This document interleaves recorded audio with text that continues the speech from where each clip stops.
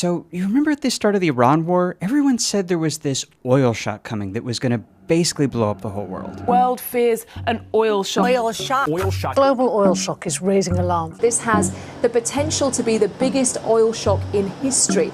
All the flights were going to get grounded. Airlines are saying expect flight cancellation. They are canceling flights. 13,000 flights have been cancelled. Cities were going to go dark. The final vessel carrying jet fuel into the United Kingdom is going to get here in 48 hours, and there's no more after that. Gas was going to triple in price if you could get any at all. Situation's looking pretty dire. Gas prices are expected to go up again. It would take months to recover. This was just hard math. The world's oil was going to dry up, and that would be that. How we emerge from this crisis will define us for a generation. And then it just kind of never happened. Oil futures, they're telling you in August, actually, prices are coming down. Markets seem to be showing far less alarm than they did at the start of the conflict. And it's not like the predictions turned out to be based on some mistake. You can go back and check their math. It's right. The world should have ended like 4 weeks ago. No, something happened that no one expected, that no one thought was even possible. The world got a savior, and it was the last person that you would guess. Yes, it was the General Secretary himself, the party chairman, Chinese President Xi Jinping.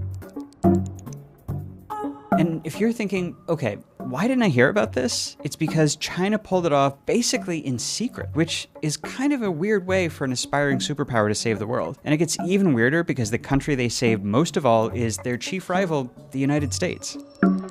Well, today we are going to pull back the curtain on how China saved the world from the Iran oil shock. We're going to start by piecing together what China did that saved the world since it happened in secret. We're going to unravel how China did it, because this should simply not have been possible to pull off, which will help us to answer why China did it, the theories for what was behind all this. And finally, we're going to look at what this changes in our global economic order. This is a crazy one, guys. This story is crazy. So let's get into it.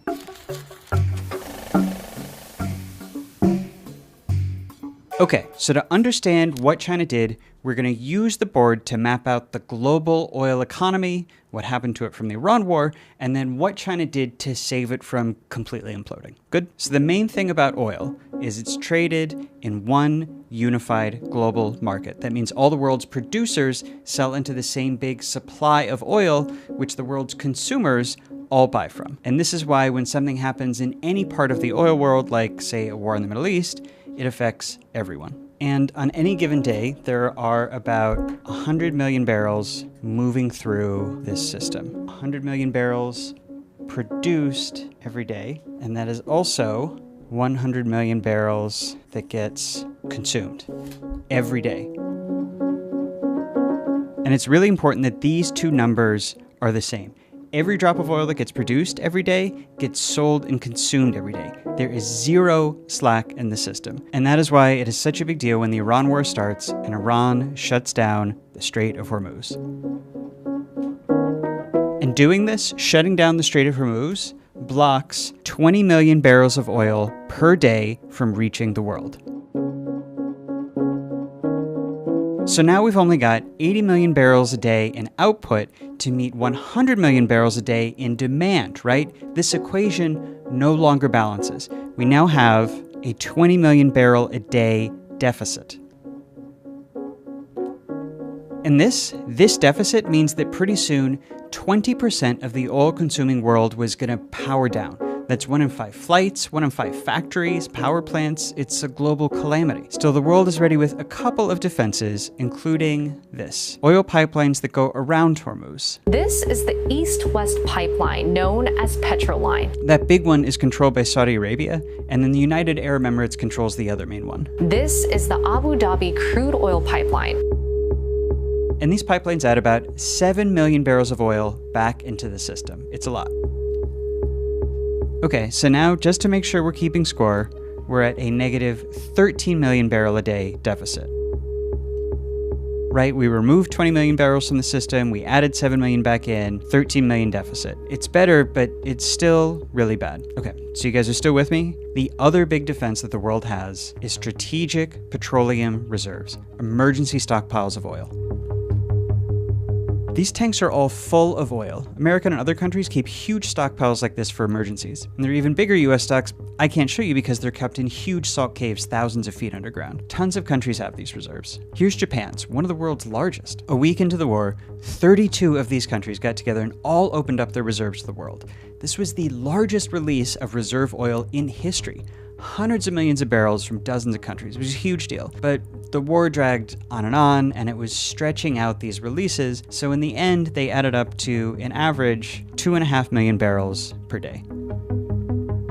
So these were the world's big defenses for a mass oil shock like what happened in the Iran war.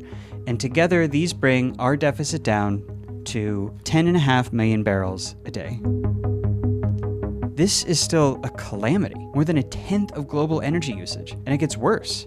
Those 32 emergency stockpiles from all over the world, they are running out. Here's America's reserve. It's dropping hard and fast towards zero.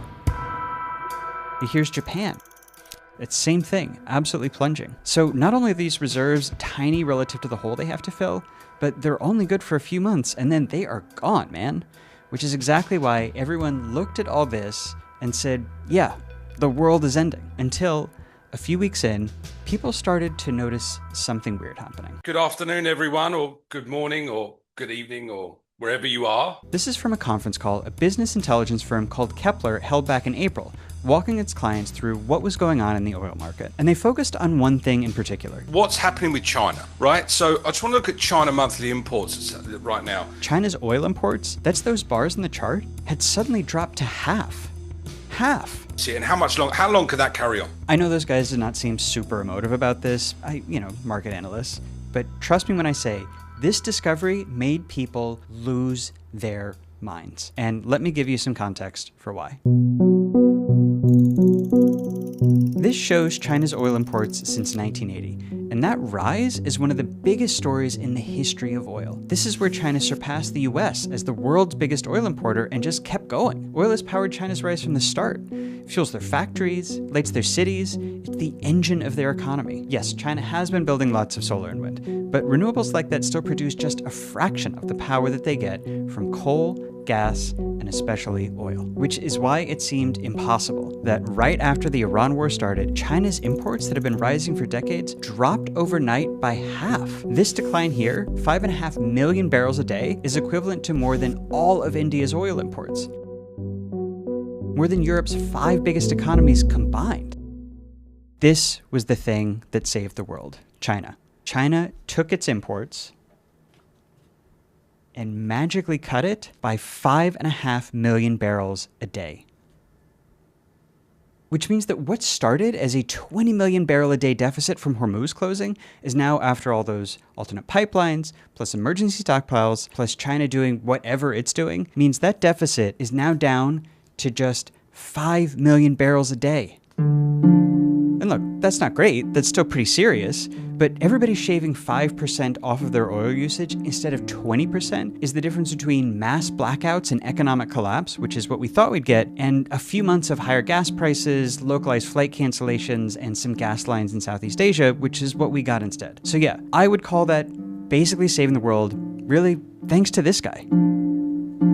And before we go further, I want to thank our sponsor for enabling us to bring you this video. Sponsors are how we're able to do what we do. So thank you to Outskill. And if you don't know Outskill, helping you get smarter is actually what they do too. If you feel like you need to want to know how to use the latest AI tools to get ahead in what viewers of this channel know is an increasingly competitive job market, or some, but you want to know more, Outskill is offering its mastermind course this and every weekend, 10 a.m. to 7 p.m., 2 days, lots of practical knowledge, expert mentoring, and real-world tools. Outskill actually believes so much in this course that they are making it free to our viewers. Just use the link in the description to register. You'll learn deep research with Claude, build artifacts and dashboards, create presentations, use Claude connectors to automate tasks, build custom agents, and generate videos and visuals. Look, I know AI, it's a sensitive topic. I get it. We talk about it on the channel. And there are a lot of companies in this field I would not partner with.